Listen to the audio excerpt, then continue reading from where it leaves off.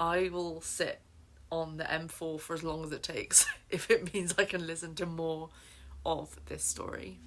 Hello and welcome back to my channel. My name is Lizzie and today we're going to be talking about my new favourite book. It basically is by this point. So way back many centuries ago, I was scrolling through NetGalley and I saw a book called A Marvellous Light. And I looked at the cover and thought, that looks like it's going to be fantasy, and that looks like it's going to be historical, and that looks like it's going to be queer. All my favourite things in one book. So I requested it, and surprise, surprise, I got turned down because I was brand new to NetGalley at the time, and it's obviously a very hyped book that a lot of people are looking forward to. So I thought, oh well, I'll just wait for it to come out and read it when it comes out. And then it came up again in audiobook form, and I was like, yes, give it to me, please. I really want it. And I got it. So I listened to the audiobook, an advanced copy of the audiobook for A Marvellous Light. It was everything I could have dreamed of and more. Quick disclaimer before we go any further. So I did get a free review copy of this book. I have already written my review, so I fulfilled that kind of expectation that comes with a review copy. I have not been asked to make a video. I just really want to talk about this book because I'm obsessed with it, and I feel like my friends and family are already fed up with me talking about it. So now you get to hear that as well. Our story begins in Edwardian England, and our main character, Robin Blythe, or one of our main characters, he has recently inherited the title of baronet, but he has no money, hasn't inherited any money, so he is looking for a job in the civil service. And due to an administrative error, he is put in what is essentially a post to liaise between the magical community and the Prime Minister. Now, he did not know about the magical community until he walked into this office for the very first time that day. So, understandably, he's quite overwhelmed by this prospect. Not helped by the fact that his counterpart in the magical world, Edwin Corsi, is not pleased to see him there at all. Edwin does not have the time for him. He just wants to get rid of Robin and get someone who actually knows what they're doing into the post.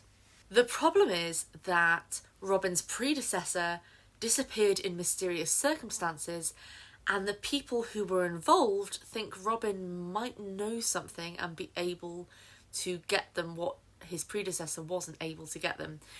And before long, they come after him and he is cursed, and now he needs to lift the curse, and the only person who can help him do that is Edwin.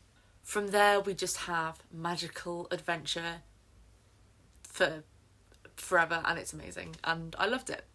That's all I'll say on the plot because spoilers, but first of all, let's talk about the world in this book. So I love fantasy, but I'm very particular about my fantasy. Nothing puts me off a fantasy book more than the phrase, a really interesting magic system. I don't want a complicated, interesting, innovative magic system. I'm cool with just people being able to cast spells. I'm not fussed. I don't want to have to read hundreds and hundreds of pages of backstory to understand what's going on. I also love stories where you have like our world and then a magical world that exists alongside it and we just don't know about it. So in this book, right up my alley, because we have our world with the magical world that goes alongside it and kind of intersects with our world, but we don't know about it. And we had a magic system that on its surface is very simple to understand and is much more complicated, but that's introduced in a way that is just so accessible. Nothing scares me off more than a complicated magic system, okay? I have strong opinions about this. Obviously part of this is, you know, by virtue of the main character, or one of the main characters, being non-magical and knowing nothing about the world, is we get to learn about it as he does, so it's a nice way to kind of introduce that to us. But what I also thought was really good and really interesting as an approach is that the author has sort of written in that different cultures and traditions have different ways of practicing magic, and that the British tradition, as we would expect, especially early 20th century Britain, is very rigid and set in its ways and will not look at types of magic outside what they deem to be good enough, basically, which includes magic practiced by other cultures, magic practiced by women. It's very kind of our way or the highway, and again, that is a really interesting way of setting up a series in that we are introduced to a relatively simple magic system where people cast spells using what's called cradling, so it's inspired by Cat's Cradle, the children's game, and we are slowly introduced to the idea that there is so much more outside of this, and we have the promise of being able to explore it more in the future books, and I'm so excited for it. As for the characters, Robin and Edwin were just glorious characters. They're both amazingly written. They're both such strong characters in their own right, and they clash initially and kind of as the book goes on as well. They don't really stop clashing very much.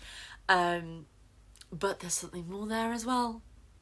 And it was a fantastic enemies to lovers story, as they really do butt heads at the very, very start, and they know how to push each other's buttons. So when they fight, boy do they fight. I was so glad for loads of traffic jams while I was listening to this, because I did not want to pause during like an intense fight that they were having. I was like, I will sit on the M4 for as long as it takes if it means I can listen to more of this story. Supporting cast was also really, really great. We get to meet Edwin's siblings and Robin's siblings, as well as some of their friends. And Robin's siblings, he has one sister. She was fantastic. Their relationship was really good. And Edwin's complicated relationship with his siblings was really interesting as well, and played out in a really interesting way. The other supporting characters, who again I kind of won't go into because spoilers, but we have a great squad set up by the end of that first book, and if those four can carry on being a squad, I'll be very, very happy. The journey that these characters went on as well was just fantastic. They, by the end, had grown so much as people, and their understanding of each other, Robin and Edwin's understanding of each other, had grown so much. And what I really liked as well is that by the end they were saying, you know, oh, I wouldn't have been brave enough to do this 2 weeks ago, or, you know, I've learned how to do this because of you. And that actually they're saying, no, you're just unlocking that part of yourself that was already there. And I really, really loved that. It was a really nice kind of character arc for both of them. And I'm just obsessed with them. I'm obsessed. I don't know how I'm going to wait for more. I actually don't. The writing was so engaging from the very start, and also shout out to the audiobook narrator, David Thorpe, who is very much an audiobook veteran. I was listening to it and thinking, I've heard this voice before, and turns out he narrated the UK audiobook of The Song of Achilles, and also that he's narrated like 400 audiobooks or something, so he is a pro, he knows what he's doing, and he does such a good job of narrating it. So between Freya Marske's writing and David Thorpe's narration, I was so stuck into it the whole time. I think I definitely like verbally reacted at some point while driving. I would just like turn to my car radio and be like, what are you doing? Or I just get caught up in the moment, you know. It was very absorbing. Luckily not too much that it was actually a danger driving, but yeah. I did have one moment where I like pulled into work and I really wanted to know what happened next. So I was like, oh, it's fine. I'll just buy it on Kindle and I'll just read it on Kindle. And I was like, it hasn't come out yet. I can't do that. So I just spent the day just being like, I need to get back into the car and listen to more. I need to listen to more. I very rarely finish series. I'm really bad at it. Even if I really enjoy a book, I have to love it to be motivated enough to pick up the next one. And this one finished and I was immediately like, Where is more? Please, please, please give me more. I just want more story. And I think that's a virtue to the amazing setup that the author has given us. And what was just so good is that she set it up so well for a series. We know what the main arc is going to be. We've got all of our main characters set up with enough ambiguity that we don't necessarily know who all the players are in this game. But all of that was being set up while we also had a satisfying, on its own, standalone story that had a clear beginning, middle, end plot, very satisfying ending, that it read like a standalone in that regard, in that I didn't get to the end and was like, I didn't get to the end and it felt incomplete. It felt like a complete story when I had got to the end, but I just wanted more because it was so good. I definitely have my theories as to what is coming up. I'll be very interested once more people have read this book, once it's been released, to see what the consensus is on different theories and what's going to be happening. I think this book is going to have a really great fandom already. I'm looking forward to it. So yeah. In short, I knew this book would be everything I'd ever wanted, and it still managed to exceed my expectations. I loved it from start to finish. It was just truly, truly amazing. I'm so excited to read more. I don't know the last time I was this excited for a sequel of a book. So I've been this happy since I started listening to the book in the first place. Thank you very much for joining me as I incoherently rambled about A Marvellous Light. In the comments you will find a link to the book on Goodreads, as well as my written review, which is hopefully slightly more coherent than this one. And you'll also find all my social medias if you want to come and say hello on there as well. If you are looking forward to A Marvellous Light, then let me know in the comments, and I will see you all next time. Bye!